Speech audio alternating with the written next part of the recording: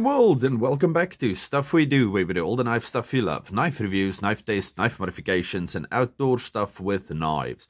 I'm a bit ill-prepared this year, and mother-in-law did not bake me a cake as she did the previous years, but Stuff We Do is 4 years old. So yay, that's a wonderful thing. I've been going for a while now. And when I started, I only wanted 1 troll and 5 subscribers. So things have been going swimmingly. I love it. Okay. On that note, Aldo from Pickled Steel, being the most wonderful person in the world. In a previous video, I showed you this knife. Give me a second. I showed you this knife. This is the Bigfoot, I think it's called the hunting knife for the hunter. Let me just give you that code again. RR2174. And it's this wonderful Canadian belt knife looking hunter knife. And it says Bigfoot. Let me just get this stuff out of the way. And it says Bigfoot, which is wonderful. Now in that video I said I would really love if I could start this as a collection. Okay, now it's quite hard to find because most of these have been discontinued and you cannot really get them anywhere anymore. But I got a little gift, and it's this one, the RR2167. Let me take it out of its little box.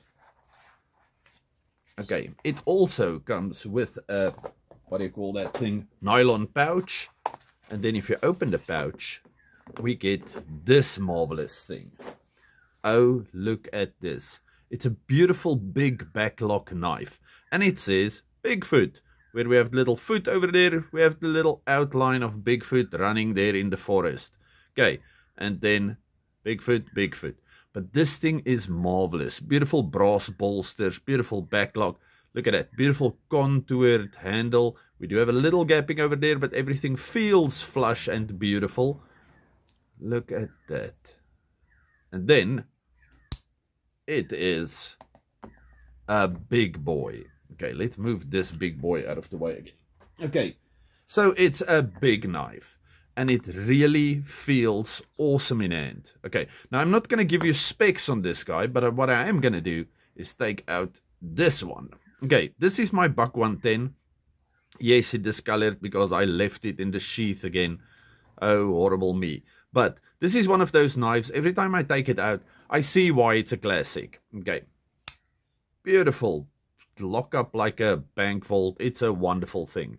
Okay, and then look at the size of these two. They are exactly the same. Okay, clip is a bit more pronounced on that one, on this one not.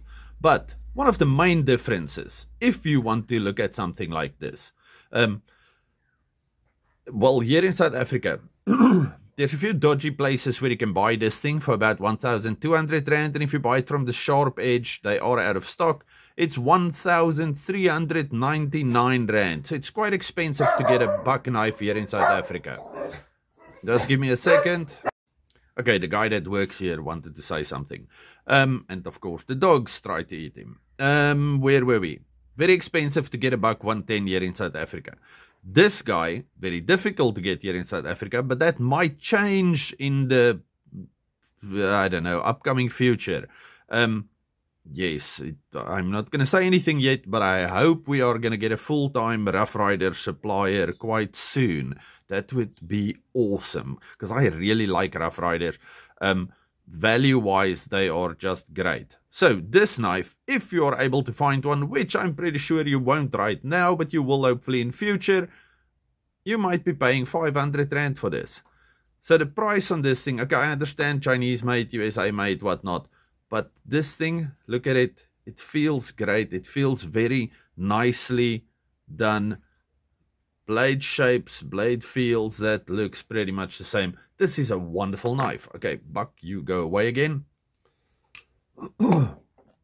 So the same size, same everything. This is a lovely thing. Now, okay, I'm not going to be using this too much because, like I said, I got it for the scales, and I'm pretty sure if you use this for a while, it's going to wear off and, well, actually just become wood, which would be very functional. So it's a super functional knife. Excuse me, it's winter and I'm getting a little cough. But I got it for the look. This thing is beautiful and I love having a little Bigfoot collection going now. Okay, let me just put the other one again. There we go. 2 big feet. Okay. Just again, short little video. I'm just here to say thank you all. Thank you to everybody that subscribed. Thank you to everybody that watches the videos, to the people that comment. I know I get back to people sometimes only months afterwards, but thank you all very much for allowing me to show you knives and other things. Okay, so I'm gonna buy something now. All of you, stay safe, happy, have a good one, and thank you again. Goodbye.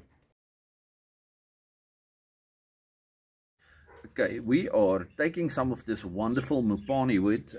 It's the second time I got this stuff from Chamberlain's. I love it, great. Using Grandma's old pan with the long handle I added on. And then we are doing little sausages. I have 2 packs of these guys and then a chorizo, a plain one. Okay, we will be making a potato dish with that, but I'll show you that later. That's going to happen in the house. This is on the fire. Oh, yes. Oh, and I didn't show you the knife. I'm doing this guy again. I love this thing. It's in my pocket. Well, it's one of the top 3 in my pocket. The Vostede Nightshade, but it's the cool Almax one. And it matches the pan. Okay, fire started. This is going to be good. Sausages and some Portuguese chorizo. Please excuse the grinder, but the fire is looking good. Okay, my Portuguese chorizo I just put here on the side. You're actually supposed to do it over a, I don't know, it's a very specific little bowl, a ceramic thing, that you put the strongest liquor you have in, and then you flambe this thing over the flame until it's done. But I'm not going to do that. I'm just putting it here on the side of the fire for a little bit. And in here we have our little cheesy Vienna cocktail sausages, and they will just get toasted in here lightly. I have a little oil in the bottom of the pan, and then that will be lunch. Nice. My one friend said he was going to open a sausage business online, so I said, send me a link. I couldn't resist. Okay, these little guys are plumping up nicely, so they should be shop in a little bit. This guy I'll move to more heat now. Okay, these guys are all perfect. Now I'm gonna make my potato bake-like dish that I'm gonna eat with this. Okay, the potatoes I pour cooked in the microwave, and I cut them into thick-ish pieces. Sorry, I can't see my finger. About as thick as my index finger. And now I'm gonna layer them in a thing with onions between them. In here I have brown onion soup mixed with a little bit of cold milk. Gonna add some fresh cream, pack these things, chuck it over. Okay, first layer, potatoes, cream and onions with some garlic powder and salt. Okay, now I added my brown onion soup and cream mixture over everything. Gonna put on some cheese and bake it in the oven. Okay, so this is what this looks like now. It will go into the oven and be baked until, I don't know, it's ready.